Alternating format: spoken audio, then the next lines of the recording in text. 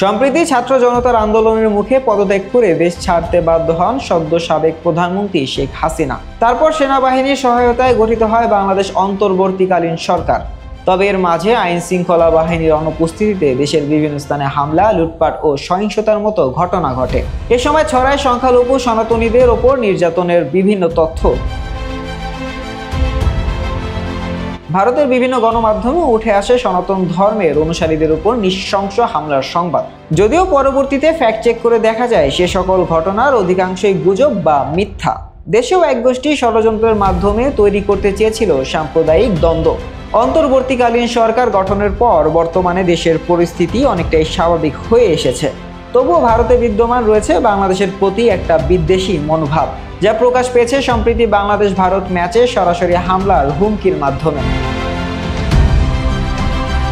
আগামী অক্টোবরে গোয়ালিয়রে অনুষ্ঠিতব্য টি-20 ম্যাচ বাতিলের দাবি জানিয়েছে ভারতের হিন্দু জাতীয়তাবাদী রাজনৈতিক দল অখিল ভারত হিন্দু মহাসভা। বাংলাদেশ ভারত ম্যাচে হামলার হুমকির ঘটনাটি নিশ্চিত করেছে ভারতীয় গণমাধ্যম ফ্রি প্রেস জার্নাল। সংবাদ মাধ্যমটি নিজেদের এক্স হ্যান্ডেলে এই সম্পর্কিত একটি ভিডিও প্রকাশ করেছে, যেখানে অখিল ভারত হিন্দু মহাসভার সভাপতি ডাক্তার জয়দীপ ভরদ্বাজ অবিলম্বে আগামী 6 অক্টোবরে ভারতে হতে যাওয়া দ্বিপাক্ষিক টি-20 সিরিজের প্রথম ম্যাচ গোয়ালিয়র থেকে বাতিল করার দাবি জানিয়েছে। শেষ পর্যন্ত এই ম্যাচ বাতিল না হলে বিরোধিতা করার ঘোষণা দিয়েছেন তারা। বাংলাদেশে হিন্দুদের উপর গণহত্যা করা হচ্ছে, হিন্দুদের মন্দির ধ্বংস করা হচ্ছে। এরপরও প্রধানমন্ত্রী মোদী এখানে বাংলাদেশ ভারত ম্যাচ আয়োজনের সিদ্ধান্ত নিয়েছেন। তাই হিন্দু মহাসভা সিদ্ধান্ত নিয়েছে গোয়ালিয়রে এই ক্রিকেট ম্যাচের বিরোধিতা করা হবে।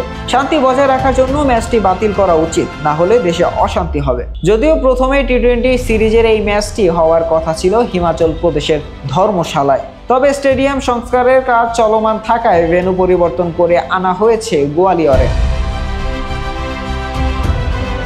বাংলাদেশ ও ভারতের মধ্যকার 2 ম্যাচের টেস্ট সিরিজের পর অনুষ্ঠিত হবে 3 ম্যাচের এই টি-20 সিরিজ, যার প্রথম ম্যাচ আয়োজন নিয়েই দেখা দিল অনিশ্চয়তা। যদিও এই বিষয়ে এখনো কিছু বলেনি দেশটির ক্রিকেট বোর্ড। শাহরিয়ার আহমেদ জয়, ডেস্ক রিপোর্ট, আইকন স্পোর্টস।